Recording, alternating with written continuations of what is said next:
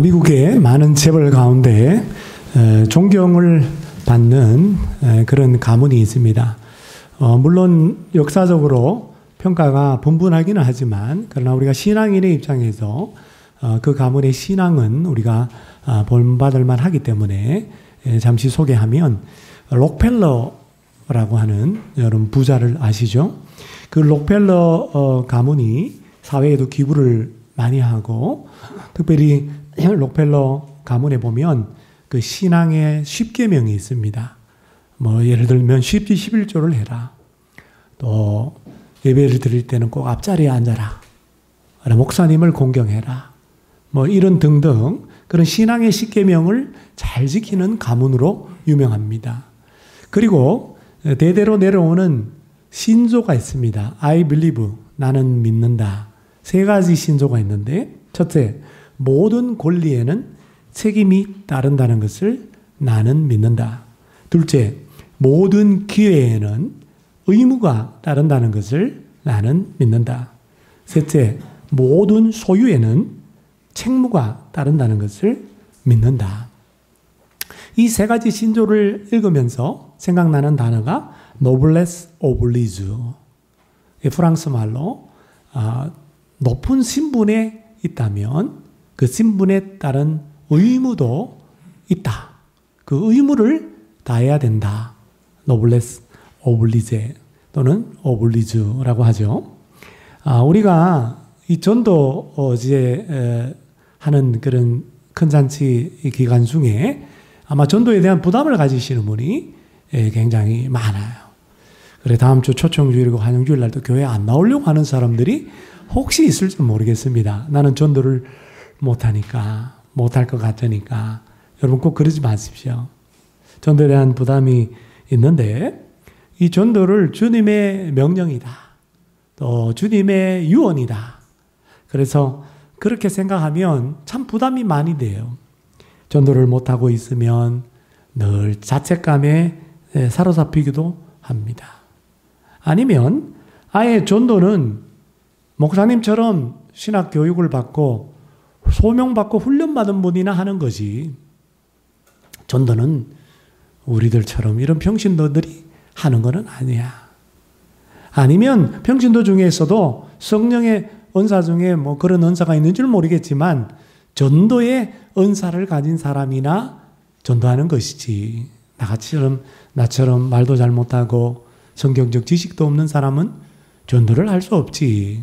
이렇게 생각하면서 자기 합리화하는 그런 분들도 있습니다.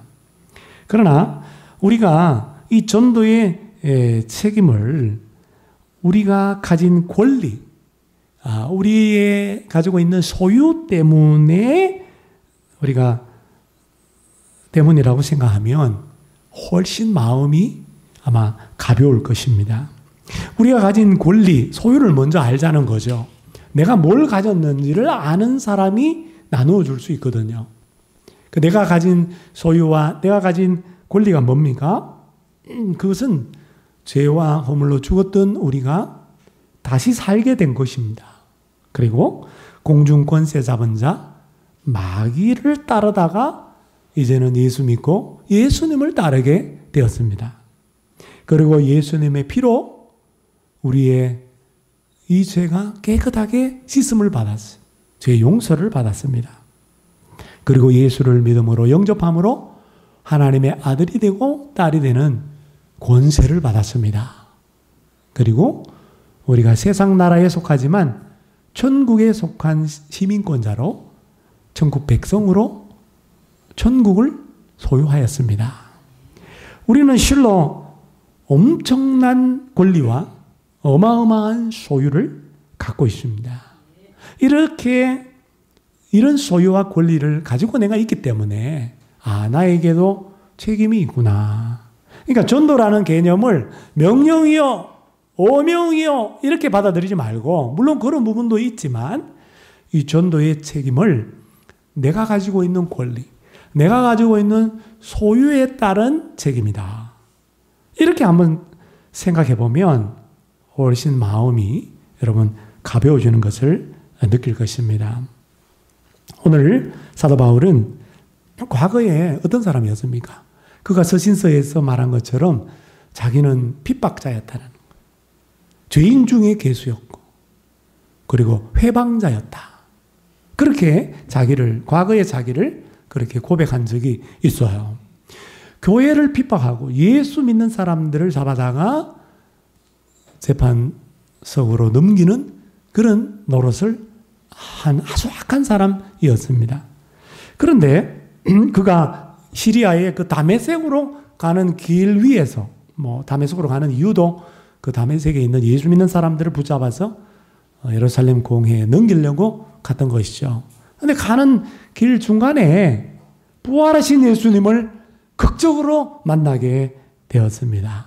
예수님을 만나서 구원을 받게 되었어요. 새로운 생명을 얻게 되었어요. 이 엄청난 권리에 대한 크고 강한 책임이 바로 그는 전도라는 것을 그 주님의 음성을 통해서 그는 깨닫게 되었습니다. 바울이 1차, 2차, 3차, 4차 온 세계를 달리면서 복음을 전하는 그 전도 여행을 하는데 2차 전도 여행 때 전도한 지금의 그리스에 있는 고린도라고 하는 도시가 있습니다. 그 고린도 가서 복음을 전하고 교회를 세웠어요. 고린도 교회를 떠나고 난 다음에 고린도 교회에서 어떤 일이 일어났냐 하면 저 복음을 전한 바울은 가짜다. 바울은 예수님의 제자가 아니다. 12제자 안에 포함되지도 못했고 예수님의 부활을 목격한 사람도 아니다. 그러니까 사도, 제자의 자격이 있는데 그 제자의 또는 사도의 자격에 해당되는 게 바울은 전혀 없어요. 그래서 바울은 사도가 아니다. 이 바울의 사도권을 부인하는 그런 사람들이 교회 안에서 생겨나기 시작했습니다. 바울이 복음을 전했는데 그 복음마저도 가짜다라고 생각할 위험성이 초래하게 된 거예요. 그래서 사도 바울이 자신의 그 사도권을 변호하기 위해서 쓴 편지가 고린도전서, 고린도후서 이 편지입니다. 오늘 그런 맥락 속에서 사도 바울이 뭐라고 말하냐면 9장에 보면 전도자인 나는 권리가 있다. 어떤 권리가 있냐 하면 이것은 예수님의 말씀에 근거해서 또 신명기의 말씀에 근거해서 내려오는 권리인데 그건 뭐냐면 신명기에 보면은요 이 일하는 주수꾼에게는 이 삭시 있는 것처럼 이 밭을 가는 소에게는 먹을 수 있는 권리가 있다라는 겁니다. 예수님이 70인을 전도자로 파송하면서 누가복음 10장 7절에 일꾼이 그 삭을 받는 것이 마땅하다라고 말씀한 것처럼 전도자는 전도를 하는 직무를 수행하기 때문에 수입을 얻을 수 있는 권리가 있다라고 하는 것입니다. 그리고 12제자를 파송하면서도 마태복음 10장 10절에 보면 일꾼이 자기 먹을 것 받는 것이 마땅하니라. 이 말씀처럼 전도자의 권리는 임금뿐만 아니라 수입뿐만 아니라 먹을 것을 받을 권리도 있는 거예요. 그러니까 전도자는 전도하면서 주님의 명령 따라 먹고 살 수 있는 겁니다. 그런데 자기는 이 모든 권리를 포기했다라는 거예요. 이건 특수 상황입니다. 왜 포기했느냐? 자기의 직업을 가지고 먹고 살면서 복음을 전했어요. 그 직업이 뭐죠? 텐트 메이커. 가죽을 가지고 텐트를 만드는 일을 했습니다. 그런 일을 하면서 수입을 얻어서 밤낮으로 복음을 전하고 제자를 훈련시키고 말씀을 가르쳤어요. 그가 그렇게 한 이유는 사도권을 변호하기 위해서였습니다. 그 당시에 떠돌이 철학자들, 수군의 철학자들이 많았어요. 그 당시 그리스 시대에는 철학적 지식을 강론하고 한번 강의하면 철학을 들은 사람들이 이 강의실에서 들은 사람들이 돈을 내야 됩니다. 그럼 그 돈을 가지고 그는 먹고 사는 거예요. 그게 권리입니다. 그런데 그 당시 사도 바울이 복음을 전했지만 야, 바울은 가짜야. 바울은 마치 그 돈을 벌기 위해서 철학적 지식을 파는 떠돌이 철학자와 같은 부류의 사람이야. 라고 하는 루머가 교회 안에 돌기 시작한 거예요. 사도 바울은 먹고 살기 위해서 복음을 전하는 것이 아니다. 내가 먹고 살기 위해서 나는 일하면서 복음을 전하겠다. 그래서 내가 진정한 사도이고 뿐만 아니라 이 사도가 전한, 내가 전한 이 복음은 진짜다. 예수 그리스도의 이 복음은 진리다라고 복음마저도 손상되지 않도록 지키려고 그가 그렇게 권리를 포기했던 것입니다. 그러면서 오늘 사도 바울이 오늘 읽은 이 본문 말씀에서 자기 자신이 전도자로 전도하는, 복음을 전하는 동기를 말해요. 이유를 말해요. 그리고 전도자의 자세를 말씀하고 있습니다. 사랑하는 여러분, 우리가 구원받은 신자라고 하면 내가 가지고 있는 권리, 내가 소유한 소유가 뭔지를 알아야 돼요. 이것을 아는 신자라고 하면 우리는 결코 전도를 소홀히 할 수 없습니다. 소유가 있기 때문에 그 소유에 따른 전도의 책임을 감당해야 되는 거예요. 오늘 사도 바울이 전도하는 동기, 이유가 무엇인지, 또 자세가 무엇인지 그것을 우리가 잘 깨닫고 우리도 바울처럼 전도의 동기와 자세를 바르게 가지고 전도하는 우리 모두가 되시기를 주님의 이름으로 축원합니다. 우리가 전도하는 동기, 이유가 두 가지입니다. 첫째로 필연적 사명 또는 의무이기 때문에 전도합니다. 16절 말씀 보죠. 16절. 내가 복음을 전할지라도 자랑할 것이 없으면 내가 뭐 할 일임이라? 부득불할 일입니다. 바울은 자기가 전도자로 복음, 예수님을 전하여도 결코 자랑할 수 없다라고 얘기합니다. 그 이유가 뭐라고요? 그건 내가 부득불할 일이기 때문이라는 겁니다. 이 부득불할 일이라고 하는 헬라어가 아난케인데 이 아난케의 뜻은 필연성 또는 강제라고 하는 뜻입니다. 그래서 영어 성경에 의무라고 되어 있어요. 의무는 강제적인 거잖아요. 의무.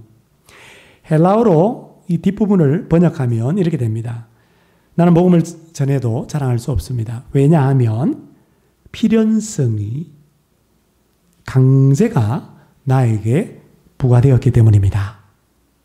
그러니까 이게 무슨 말이에요? 사도 바울은 하나님께서 자기에게 필연성을 부과했기 때문에 전도한다라고 하는 것입니다. 하나님이 강권적으로 전도자로 세웠기 때문에 나는 어쩔 수 없이 해야 할 일이 전도다라고 하는 그런 의미입니다. 그래서 영어성에 보면 be compelled, 그러니까 수동용어로, 그러니까 강요되었다, 강요받았다라고 그렇게 어떤 영어성에는 그렇게 번역했습니다. 여러분, 아까 제가 서두에 잠깐 설명한 것처럼 사도행전 9장에 보면 사도 바울이 원래 이름이 사울이었죠. 이 사울이라는 작자가 부활하신 예수님을 만나게 된 거예요. 그때 아나니아라고 하는 사람을 통해서 바울에게 이런 말씀을 우리 예수님이 하십니다. 사도행전 9장 15절. 이 사람은 바울을 말합니다. 사울을 말하죠. 이 사람은 예수 이름, 내 이름을 이방인과 임금들과 이스라엘 자손들에게 전하기 위하여 택한 나의 그릇이다. 그러니까 예수님을 전하기 위해서 예수님이 택한 일꾼이다 이 말입니다. 예수님이 그렇게 말씀하셨어요. 사도행전 22장, 26장에 보면 바울의 간증이 나오는데요. 바로 그 사도행전 9장의 그 회심, 예수님을 만난 그 사건에 대해서 간증하는 내용인데 거기에 보면 보충 설명되어 있는 걸 알 수 있어요. 사도행전 22장 15절 보면 아나니아를 통해서 바울에게 이런 말을 했어요. 네가 누구예요? 바울이 그를 위하여, 예수를 위하여 모든 사람 앞에서 바울이 보고 들은 것에 증인이 되리라. 부활하신 예수님을 만나자마자 바울에게 하나님이 이렇게 말씀하신 거예요. 너는 내 증인이 되리라. 예수의 이름을 이방인이나 유대인들에게 전파하는 나의 일꾼이 되리라. 그렇게 부르심을 받았습니다. 사도행전 26장 17절 18절에는요. 다메섹 그 길 위에서 바울에게 예수님이 직접적으로 또 친히 들려주신 말씀이 간증되고 있습니다. 이스라엘과 이방인들에게 내가 예수가 너를 구원하여 그들에게 보내어 이방인들과 이스라엘 사람들에게 보내어 그 눈을 뜨게 하여 어둠에서 빛으로 사탄의 권세에서 하나님께로 돌아오게 하고 죄의 용서함과 나를 믿어 거룩하게 된 무리 가운데서 성도들을 말하죠. 성도들 가운데서 기업을 얻게 하리라. 이 기업이 천국이 아니겠습니까? 그런 기업, 천국을 얻게 하리라. 그러므로 전도는 예수님이 바울에게 부과한 필연성이요 강제였다라는 거예요. 바울에게 있어서는 피해갈 수 없는 의무가 전도였습니다. 저항할 수 없도록 강요당한 일이 전도였습니다. 바울은 전도 이외에 어떤 다른 일을 선택할 여지가 전혀 없었다라는 거예요. 주님을 만나는 그 순간부터 그런 필연성과 강제가 부과되었다라는 겁니다. 그렇기 때문에 내가 전도를 열심히 하여도 우리가 바울이 얼마나 많은 전도하면서 고난을 많이 겪었습니까? 매를 맞기도 하고 그리고 감옥에 갇히기도 하고 물에 빠져서 죽을 뻔도 하고 온갖 불의 위험과 강의 위험을 겪으면서도 복음을 열심히 전하면서도 복음 전하는 그 일에 대해서 자기를 내세우거나 자랑할 수가 없다라는 거예요. 왜? 그거는 내가 피해갈 수 없는 나의 필연성이요. 그것은 의무이기 때문에. 뿐만 아니라 전도의 사명을 정말 고난 가운데도 거침없이 감당합니다. 우리가 아는 대로 예루살렘으로 가면은 붙잡힐 겁니다. 종교 지도자들이 붙잡혀서 고난을 당할 겁니다. 바울이 그걸 알면서도 그는 예루살렘으로 갑니다. 붙잡혀서 로마로 가서 로마 시민권자라서 재판받고 결국에는 마지막에 순교의 칼에 목베임을 당하고 순교를 당했습니다. 바울은 그걸 알면서도 그 길을 걸어갔어요. 왜? 그는 전도가 그에게 부과된 필연성이요. 그의 의무라는 것을 그가 알고 있었기 때문입니다. 그래서 사도행전 20장 24절에 에베소 교회 장로들을 이탈리아 밀레도 항구에 초청해서 예루살렘으로 가기 전에 장로들에게 이렇게 말합니다. 내가 달려갈 길과 주 예수께 받은 사명, 곧 하나님의 은혜의 복음을 증언하는 일을 마치려 하면은 나의 생명조차 조금도 귀한 것으로 여기지 아니하노라. 여러분 사명이 뭔지 아세요? 사명은 목숨을 걸 만한 그것이 사명입니다. 여러분들이 돈을 버는 것이 사명이라고 생각하세요? 사명이 뭔지 아세요? 이 땅에 태어난 이유, 이 땅에 태어난 목적이 사명이에요. 내가 돈 버는 그 일을 하라고 하나님께서 나를 이 땅에 태어났다고 그러면 평생 돈 버세요. 돈 버는데 목숨 거세요. 그러면 사명을 다하는 겁니다. 근데 그건 어리석은 것이죠. 그건 사명이라고 볼 수 없는 것이죠. 내가 진정히 이 땅에 태어난 이유가 뭐냐? 하나님이 뭘 하라고 나를 이 땅에 태어나게 하셨는가? 그게 사명이죠. 그 사명을 위해서 죽을 수도 있는 것. 그게 사명자의 모습입니다. 바울은 알았어요. 자기에게 부여된 필연성, 강제, 이 의무, 사명, 이것이 복음을 전하는 거예요. 그것을 알기 때문에 그는 죽을 걸 알면서도 죽음을 각오하고 그 길을 걸어갔던 것입니다. 사랑하는 여러분, 전도는 해도 좋고 안 해도 그만인 선택사항이 결코 아닙니다. 전도는 우리가 예수를 믿는 자라고 한다면, 구원받아서 하나님께서 주신 소유를 우리가 지닌 자라고 한다면 필연적으로 해야 할 의무요 사명인 줄로 믿으시기를 바랍니다. 카를 힐트라고 하는 사람이 쓴 책 잠 못 이루는 마음을 위하여 라고 하는 그 책에 보면 유명한 말이 있습니다. 인생에서 가장 행복한 날은 자기 자신에게 주어진 사명을 발견하는 날이다. 여러분 사명 발견하셨습니까? 이 땅에 내가 왜 태어났는지 그 사명을 깨달으셨어요? 그 깨닫은 그날이 인생 최고의 행복한 날이다. 근데 저는 이 말을 사도 바울에게 대입을 시켜서 보니 사도 바울은 늘 사명을 감당하는 자였기 때문에 순교당하기 전까지 비록 짧은 인생을 살았지만 그의 후반부 인생은 나날이 행복한 인생이었다. 그렇게 저는 생각합니다. 왜요? 사명을 발견했고 그 사명을 위해서 목숨까지 바치기까지 혼신했기 때문입니다. 얼마나 매일매일 삶이 황홀했겠어요. 얼마나 행복했겠습니까? 만약 바울이 전도를 안 하면 불행합니다. 그래서 사도 바울이 오늘 말씀해 보니까 만일 복음을 전하지 않으면 나에게 뭐가 있다? 화가 있을 것이로다 라고 말씀합니다. 내가 복음을 선포하지 않으면, 내가 전도하지 않으면 나는 참으로 불행할 거야. 이런 고백입니다. 바울의 자세를 엿볼 수 있죠? 바울의 전도하는 동기와 이유를 통해서 그의 자세를 우리는 배우게 됩니다.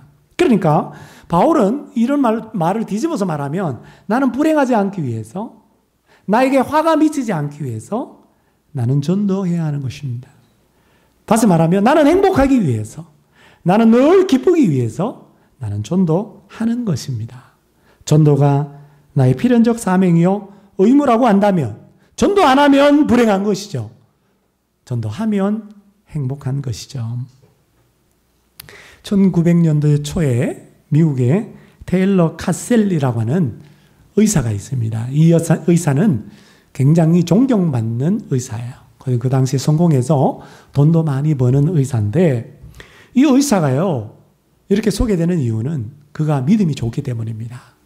평신도 지도자로 그 병원에서 그 직업의 현장에서 아주 모범적인 삶을 살고 뿐만 아니라 자기가 만나는 환자들을 너무나 친절하게 대하면서 그 환자에게 복음을 전하는 그 전도하는 일을 끊임없이 했던 의사였습니다. 교회에서도 네브라스카 침례교회에서도 그저 덕망이 좋은 높은 그런 분이셨어요. 언제 어디서나 자기의 삶의 이유와 존재의 이유가 바로 전도, 복음 전도라는 것을 그는 깨닫고 늘 그렇게 고백했던 사람입니다. 그렇게 고백적으로 살았던 사람이에요. 그래서 어떤 사람이 이렇게 질문을 던졌대요. 어느 날 의사 양반, 의사로 돈 버는 것보다도 전도하는 게 그렇게 더 좋습니까? 전도하는 게 그렇게 더 기쁘고 전도하는 게 더 행복합니까? 그랬더니 이 의사 하는 말이 그렇고 말고요. 결국 우리는 이 땅 위에서 잠깐 살다가 사라져버리는 나그네가 아닙니까? 이 짧은 나그네 인생에서 천하보다도 귀한 영혼 구원을 하는 일보다 더 가치 있고 고귀한 일이 어디 있겠습니까? 전도는 천사도 흠모할 만한 일인데요. 그 옆에 있던 부인도 훌륭해요. 목사님 딸인데요. 이 부인이 남편이 그렇게 고백하는 걸 들으면서 천사도 흠모할 만한 일? 천사도 흠모하는 일? 이 말에 감동을 받고 집에 돌아와서 남편에게 그 단어를 중심으로 신앙 고백적 시를 한번 써보라고 권면합니다. 그래서 이 의사가 시를 썼어요. 근데 음악 전공자인 이 아내가 곡을 붙였어요. 그게 바로 찬송가 508장 우리가 지금은 나그네 되어도 화려한 천국에 머자나 가리니 이 세상 있을 때 주 예수 위하여 우리가 힘써 일하세. 주 내게 부탁하신 일을 전도죠. 천사도 흠모하겠네. 화목케 하라신 구주의 말씀을 우리가 힘써 전하세. 전도라고 하는 것을 참 심부름 잘하는 영인 천사에게 하나님이 맡기지 않고 구원받은 신자들 한 사람 한 사람에게 그 일을 맡기셨어요. 그 천사도 부러워할 만한 일이라는 거예요. 천사는 그 일을 못해요. 여러분, 전도 안 해도 행복하십니까? 전도 안 해도 좋으세요? 전도 안 해도 기쁘십니까? 늘 기쁘세요? 그다음 문제가 있는 거예요. 내가 예수를 안 믿는다든지 내가 구원받지 못했다든지 아니면 우리에게 전도는 필연적 사명이나 의무가 아니라는 뜻입니다. 하나님의 은혜로 구원받은 사람들, 믿음을 선물로 받고 죄사함을 받은 사람들, 천국을 소유하고 있는 사람들은 누구나 다 피할 수 없는, 피해갈 수 없는 그런 전도의 사명과 의무를 받았다라는 거예요.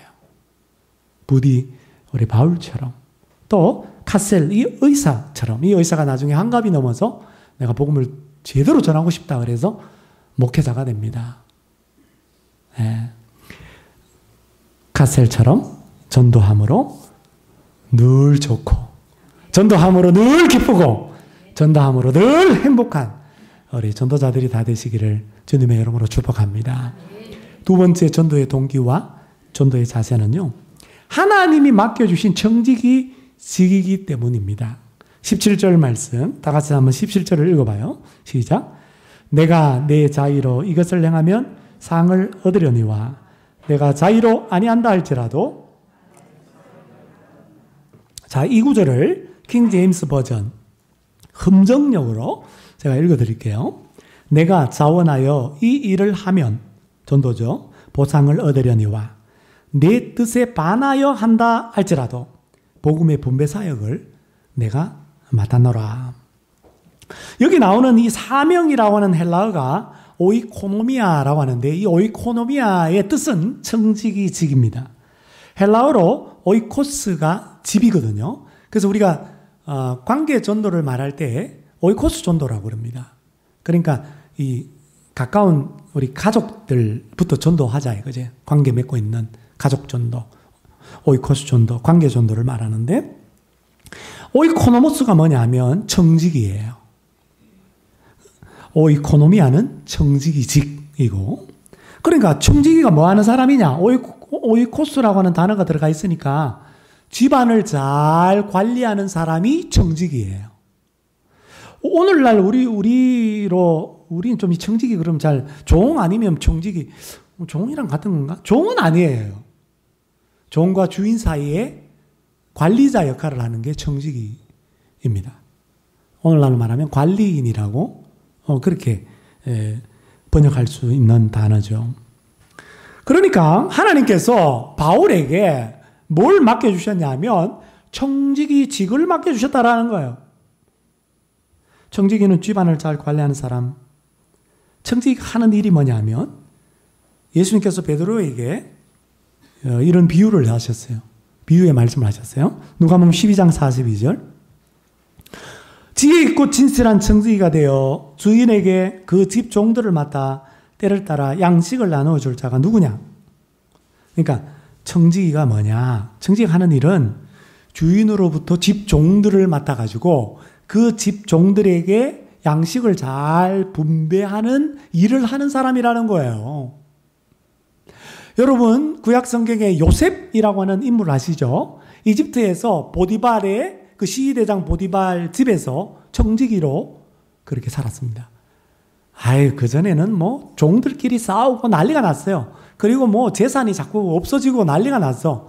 근데 청지기직으로 요셉이 임명이 되자 얼마나 성실하게 그 직분을 잘 수행하는지 이제는 종들끼리 싸우는 일도 없고, 그리고 재산이 점점점 관리를 잘하는 이 청지기 요셉 때문에 불어나게 되었습니다.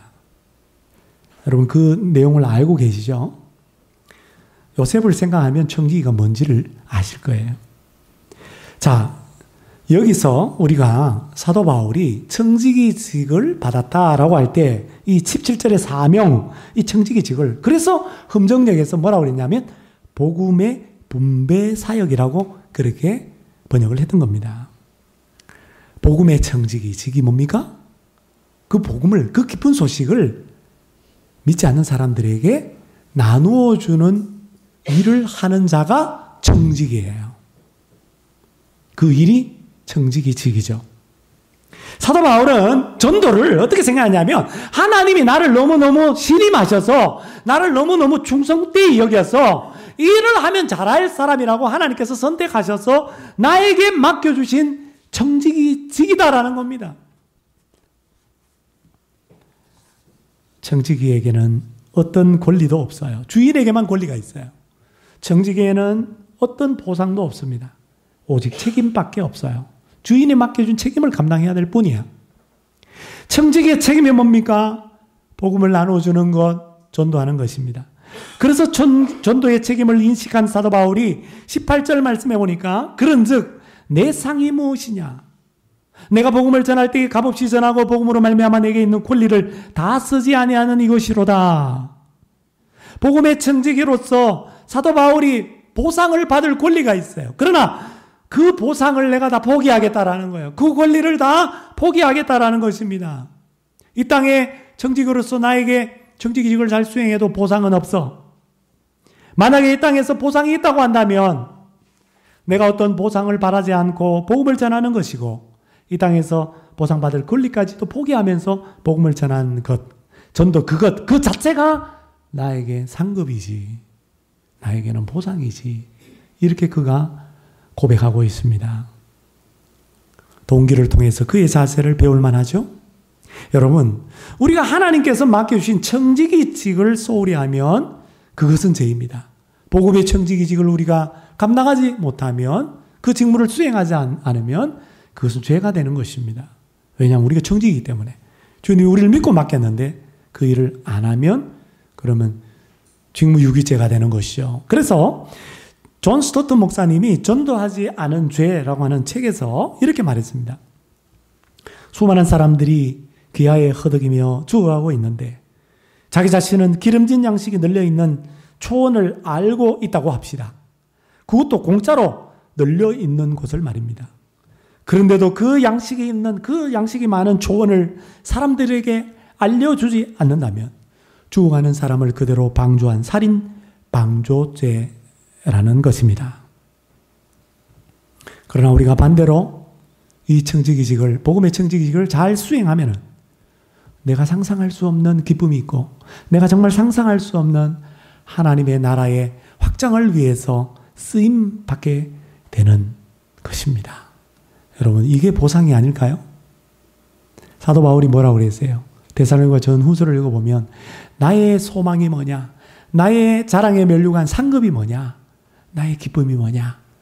바로 너희들이 아니냐? 내가 전도해서 세우는 교회가 아니냐? 그의 상급은 이 땅에서 그가 전도해서 예수 믿게 된 교회였습니다.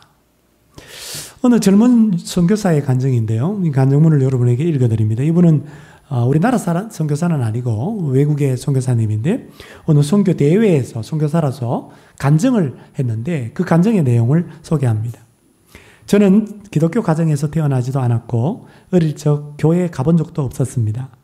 그런데 제가 어떻게 지금처럼 해외 선교사로 헌신하게 되었는가 하는 이야기를 여러분과 나누기를 원합니다. 제가 약 10살쯤 되었을 때 부모님과 제 남동생, 여동생과 5 식구가 함께 살고 있었습니다. 어느 날 한 여인이 저희 집 현관문을 노크를 했습니다. 어머니가 나가보니 웬 아주머니가 서서 이렇게 말하는 것입니다. 저는 저 도로 아래쪽에 사는 사람인데 내일 당신 자녀들 셋을 데리고 교회에 가고 싶은데 허락해 주시겠습니까? 괜찮겠습니까? 옛날입니다, 여러분. 저희 어머니는 아이들 셋을 교회에 보내고 집에서 혼자 쉬고 싶으셨는지 선뜻 예스, 오케이 하고 승낙했습니다. 데려가세요. 얼마든지 데려가세요. 그래서 우리 형제 셋은 그 아주머니를 따라서 난생 처음으로 교회라는 곳을 가보았습니다. 거기서 교회학교, 주일학교, 성경 공부도 하고 주일 예배도 드렸습니다.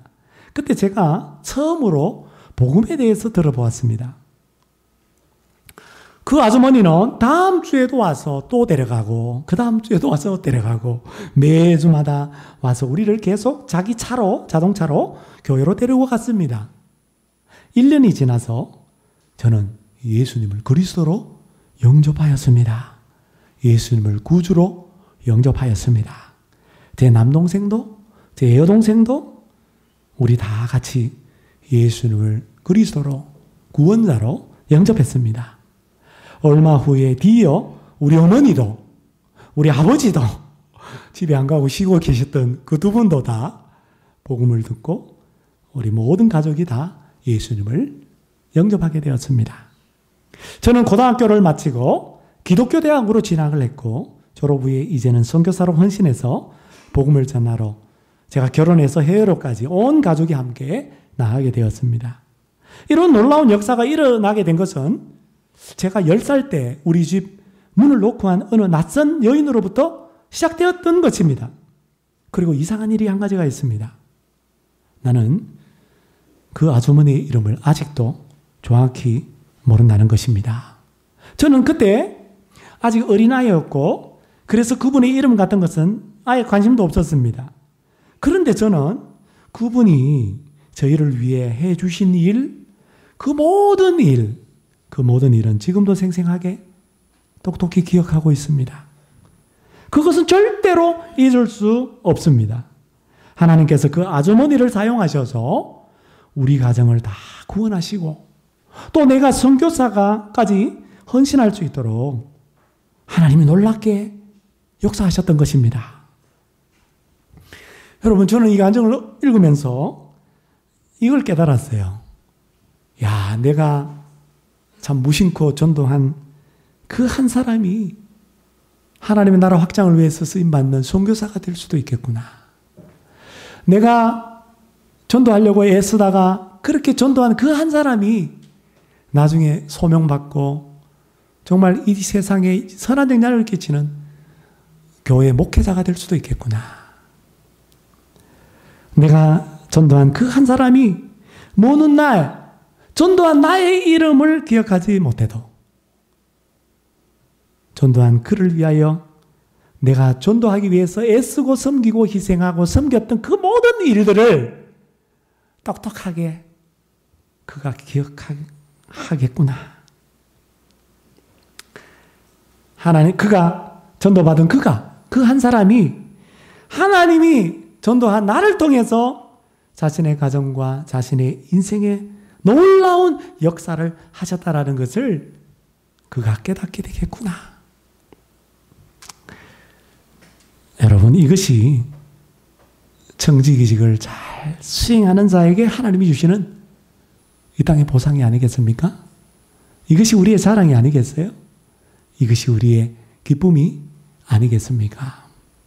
사랑하는 여러분, 전도에는 장애물이 참 많은 것 같아요. 여러분, 전도하려고 이렇게 하다 보면 장애물이 있는데 그 장애물 가운데 제일 큰 장애물이 뭐냐면 자기 자신이에요. 내가 부족해. 나는 성경 지식도 짧아. 나는 모르겠어. 뭐가 뭔지 모르겠어.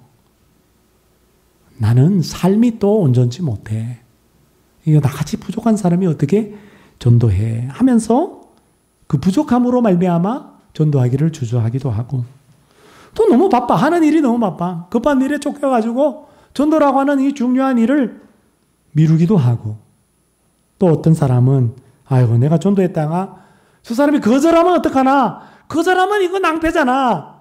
그 거절에 대한 두려움 때문에 전도를 못하고 또 어떤 분들은 편견과 선입관이 있어. 인상을 보니까 저 인간 우리 교회 왔다가는 우리 교회 난리가 날 것 같아. 저런 인간은 교회 나오면 안 돼. 아무리 봐도 저 인간은 교회를 안 올 것 같아. 라고 하는 그 편견과 우리의 선입관으로 말미암아 그 사람에게 전도하는 것을 꺼려하기도 합니다. 그러나 이 모든 장애물들을 사도 바울처럼 참 전도가 필연적인 사명이요 의무요 하나님께서 나를 충성되이 여겨주셔서 맡겨주신 청지기직이라는 것을 우리가 알 때에 다 극복될 줄로 믿습니다. 바울의 동기와 자세로 전도하십시다. 전도가 필연적 의무이기에 하나님께서 내게 맡겨주신 청지기직이기 때문에 내가 전도하지 않으면 나는 불행해. 난 기쁘지 않아. 난 행복하지 않아. 값없이 그리고 권리를 포기하며 전도하는 그것이 이 땅의 보상이지. 전도한 그 사람이 나의 행위를 기억하고 하나님의 역사라고 하나님을 찬양하고 그가 하나님의 나라를 위해서 크게 쓰임받는 그 모습을 내가 보는 것이 나에게 큰 기쁨이요, 자랑이요, 보상이지. 이렇게 고백하고 우리 바울처럼 전도하는 청지기들이 다 되시기를 주님의 이름으로 축원합니다. 우리 다